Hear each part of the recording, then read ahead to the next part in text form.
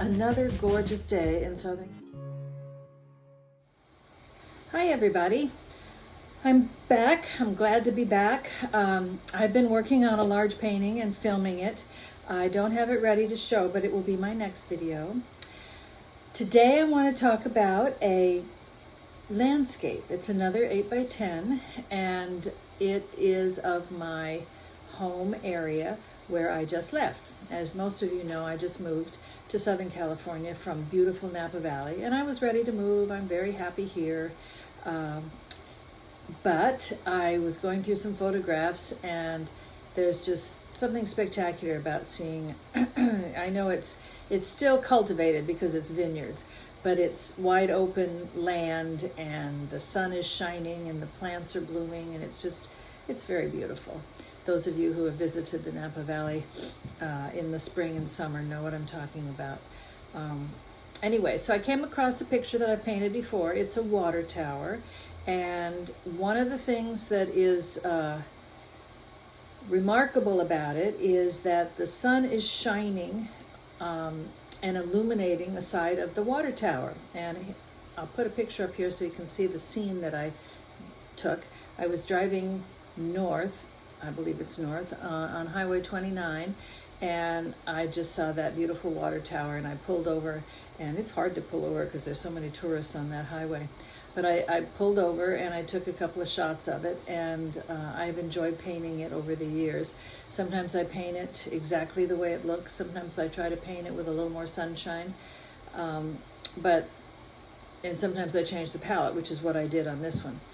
Anyway, before I start, I want to mention a book that if you want to learn about landscape, I would say read this book. This is by John Carlson, and I'll put a link in my description that you can pick it up on Amazon, and I do have an affiliate link with that, so I'll make a tiny bit of money if you buy it, but not very much. It's the Bible. He's so good. He talks about the values in the landscape, and that's the thing you need to be super aware of. And obviously, of course, usually the lightest value would be the sky. The sky, the sun casts its light down on the land, and the land would be the second lightest value. And then you have the receding either stands of trees or mountains or whatever into the distance, and that's going to be the third. And the darkest will be the little trees or stands that are standing perpendicular to the ground, lightest, and then this is the darkest because the sun is coming down this way. Obviously there's going to be some sunshine that's going to hit the side of the trees, but that is how you make a painting look as though it's three-dimensional. Carlson is so many tips, and he talks about how to do the trees with the effect of the sky moving through it. You've got air coming through the branches, and he talks about as the foliage gets deeper and deeper into the plane of the painting, you're going to be seeing less and less color. He talks about the foreground is usually brighter. Yellow and orange would be in the foreground, and as you head backward, you're going to be heading into the blues and the grays and the cooler colors. It's all good. It's a good book to sit down. My first reading of it was at Starbucks, and I would just look forward to it every morning. I'd go over there and get a nice latte and sit down and take notes. Anyway, I want to go back to values. If you want to have control over your painting, after all, you're creating a painting. You're not creating a photograph, so you have liberties. You may paint that painting in any colors you want. However, you have to pay attention to the values or it won't work. The values, if you lay down 5 colors, let's say a blue, a green, a yellow, and a red, and a white, you're going to be going to that particular blue to make your statement about the sky or the effect of the sky down on the foliage.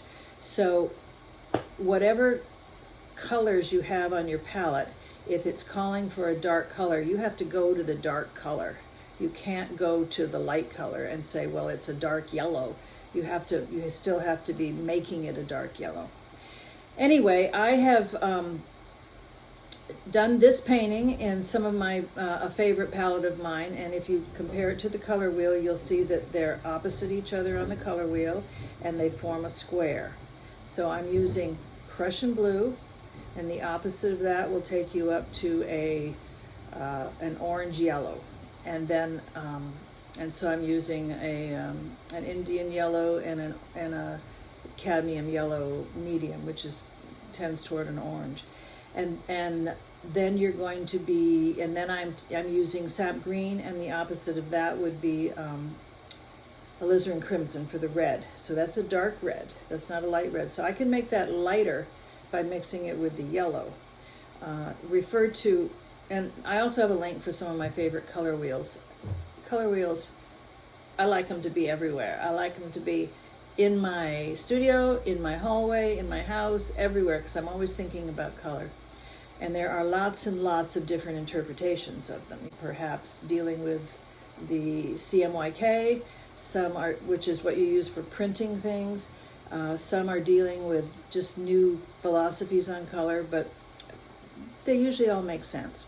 So that's the essence of what I'm going to be working with. And of course I'm working with white. I don't have any black in this one, but I'm working with white.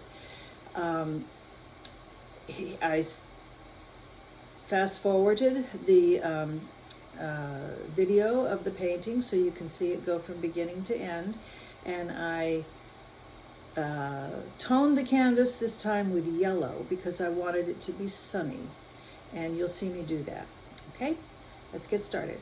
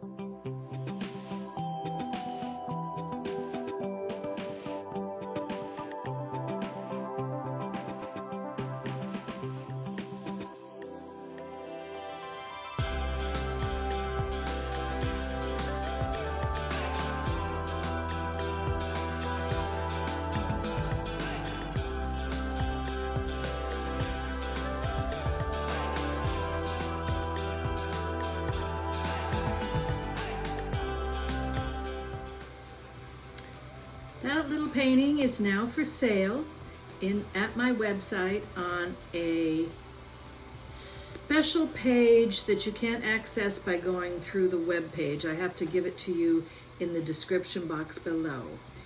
All you have to do is click it and it'll take you to that section and you can see it, and it's there for an introductory price for probably 2 weeks.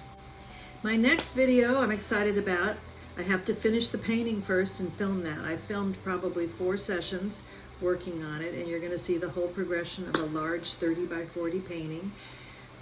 And I will be posting that and talking about the stages that I went through. I hope that you come back, and if you're an artist who's working now, if you're a want-to-be artist, you're thinking about making a commitment to do it, if you're maybe retiring and want to start picking up art again, or maybe you got frustrated the first time you went for it and you don't know how to access all of the different avenues of social media, etc., to promote yourself, I've got lots more information and videos that I'll be putting up. So please subscribe. I would love it if you would subscribe, and you'll be notified of every video that comes out.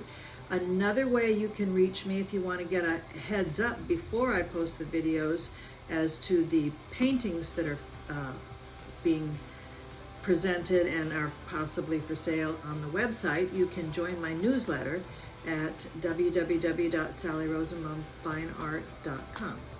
So bye for now. Be sure to like it if you like this video, and subscribe. Bye.